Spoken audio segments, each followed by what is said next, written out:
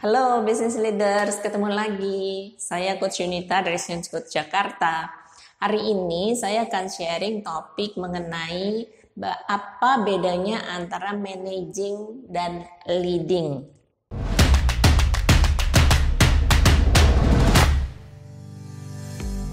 Jadi setiap pemimpin sebenarnya punya dua peran, ya kan?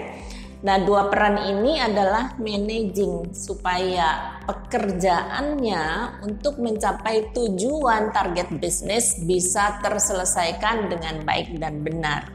Sementara ada lagi pekerjaan pemimpin yaitu leading ya.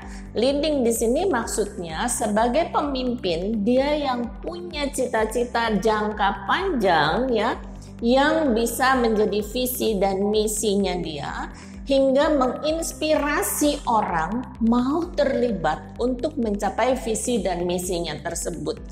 Tentu saja di sini akhirnya yang namanya visi dan misi satu organisasi menjadi penting banget dan membuat banyak orang berlomba-lomba pingin terlibat untuk mencapai tujuan tersebut. Lalu pertanyaan yang sering banget saya hadapi adalah, Coach, kalau gitu pemimpin itu apakah dilahirkan atau dibikin atau dibentuk atau dibangun gitu ya. Jadi dari pengalaman selama ini dan dari perjalanan saya di organisasi sampai hari ini, itu memang membuktikan bahwa kepemimpinan itu bisa dipelajari hingga seorang yang baru naik menjadi pemimpin atau seseorang yang disiapkan untuk jadi pemimpin, kita bisa mengembangkannya dari waktu ke waktu hingga dari waktu ke waktu dia menjadi pemimpin yang makin efektif. Jadi ukurannya adalah dari waktu ke waktu dengan selalu dikembangkan dan diberi kesempatan, dia menjadi pemimpin yang semakin efektif. Nah, di setiap orang punya kekuatan yang berbeda. Kembali hal ini tumbuh dari mana dia tumbuh, punya kesempatan dia tumbuh sejak kecil. Di mana dia punya kesempatan lebih banyak di hal yang mana, ya? Jadi ada seorang anak yang tumbuh punya kesempatan untuk mengelola pekerjaannya, mengelola waktunya, mengelola apa yang menjadi tanggung jawabnya lebih banyak. Ya. Sementara ada anak yang tumbuh di lingkungannya, dia punya kesempatan untuk memimpin lebih banyak, punya adik banyak kah, punya sepupu banyak kah, atau punya teman yang dia udah selalu pimpin untuk mengikuti dia. Ya. Entah benar, entah enggak, entah sengaja, entah tidak, hal itu terbentuk, terbawa terus. Ya, belum lagi kalau dia tumbuh sebagai orang yang pemberani, orang yang selalu berdiri untuk saya duluan, saya mau duluan. Di tiap ada kesempatan dia ambil kesempatannya.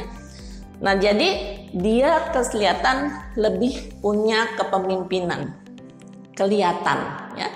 Tapi kembali ketika dia secara formal di organisasi perlu untuk memimpin, dia perlu dilihat lagi di mana kemampuan manajemennya, di mana kemampuan leading memimpinnya, ya. Nah, dari situlah kita akan mengisi step by step di mana untuk menjadi manajer yang efektif, dia perlu dikembangkan di area yang mana secara manajer. Dan sebagai pemimpin atau leader, dia perlu dikembangkan di area yang mana, ya. Lalu pertanyaan berikutnya ada yang bilang gini, Coach, jadi kalau orang udah mau jadi pemimpin baru dikasih kesempatan untuk mengembangkan kemampuan managing dan leading tersebut?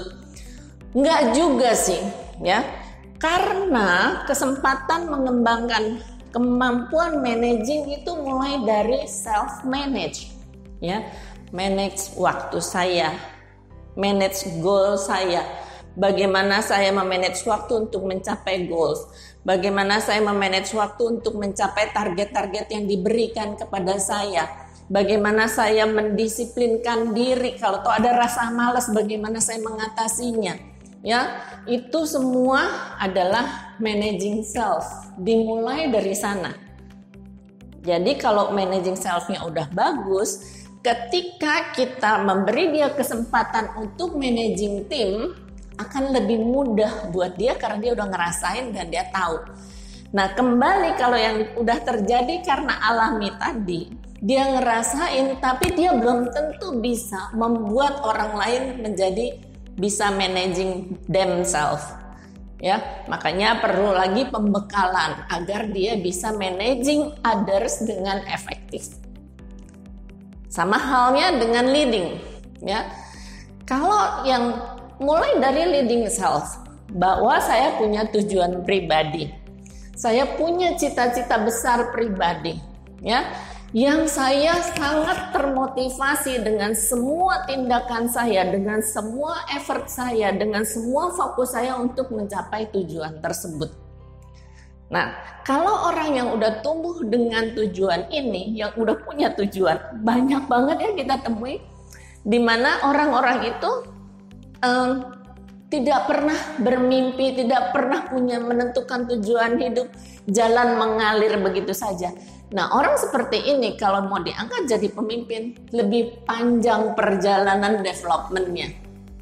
Ya, jadi kalau udah self-leading-nya udah bagus, nah ketika dia dibekali secara formal punya pengetahuan how to lead others gitu, dan bagaimana mengkomunikasikannya, apa yang dia lihat besar di depan itu kepada tim yang akan mengikuti dia, akan lebih mudah proses pengembangannya.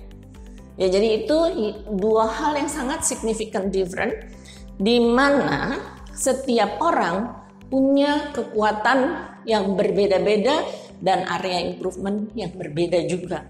Nah, dengan mengetahui ini, itulah kesempatan kita untuk mengembangkannya sesuai dengan peran yang mau kita bangun untuk dia atau kita berikan untuk dia, dan rencana pengembangan kepemimpinan dia untuk bertanggung jawab dengan tim berapa orang, di level apa, dan selanjutnya. Demikian materi saya hari ini.